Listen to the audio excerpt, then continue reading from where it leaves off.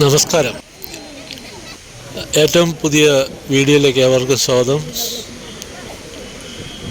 ഇത് തമിഴ്നാട്ടിലെ കന്യാകുമാരി ജില്ലയിലെ ശുശീന്ദ്ര താണുമലയൻ ക്ഷേത്രമാണ്.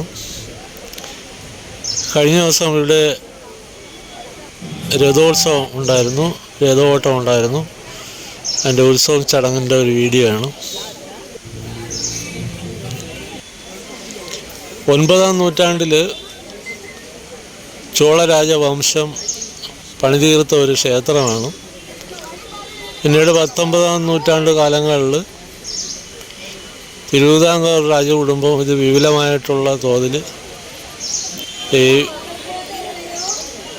ഇത് പണികഴിപ്പിക്കുകയും പിന്നെ അതിനെ തുടർന്ന് കേരളത്തിൻ്റെ അണ്ടറിലായിരുന്നു ഈ ക്ഷേത്രം പണ്ടുണ്ടായിരുന്നത്. തമിഴ്നാട്, ഈ കന്യാകുമാരി ജില്ല തമിഴ്നാടിന് കൊടുക്കുന്നതിന് മുമ്പ് ഈ ക്ഷേത്രം കേരളത്തിൻ്റെ കീഴിലായിരുന്നു. അപ്പം ഇവിടുത്തെ ഉത്സവ ആചാരങ്ങളൊക്കെ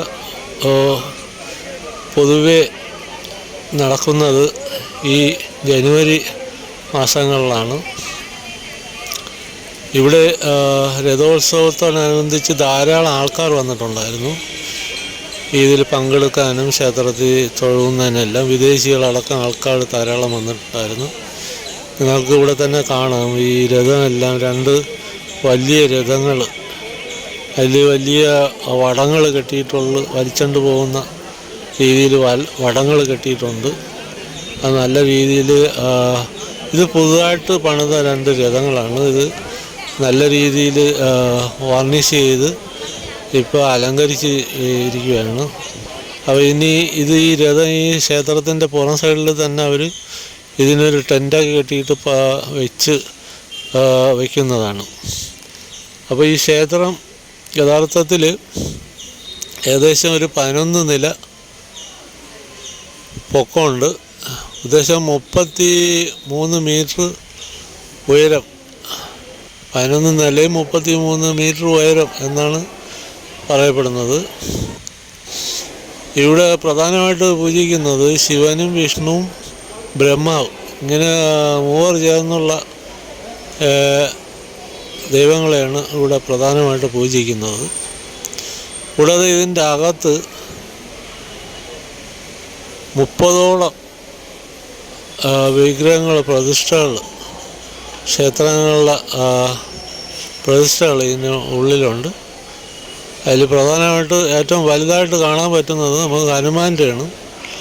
ഇവിടെ വലിയ വലിയ വിഗ്രഹങ്ങളെല്ലാം നമുക്ക് കാണാൻ പറ്റും. പലതും ഓരോ സ്ഥലങ്ങളിലായിട്ടിരിക്കുന്നുണ്ട്.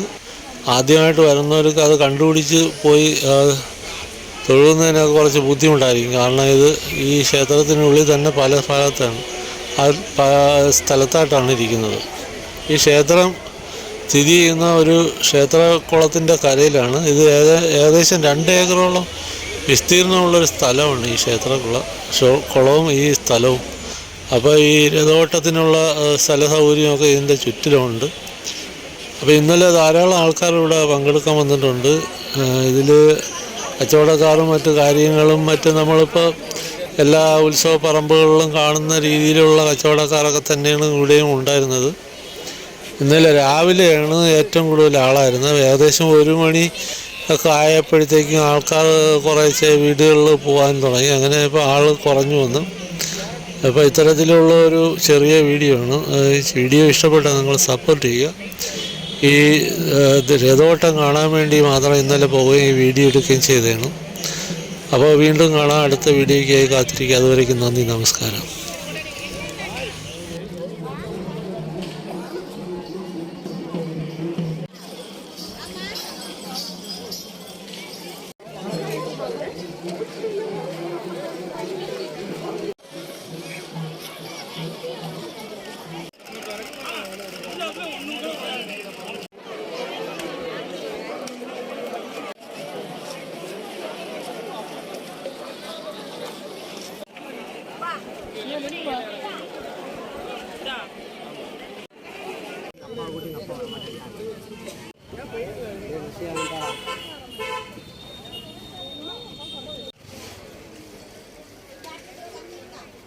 போங்க.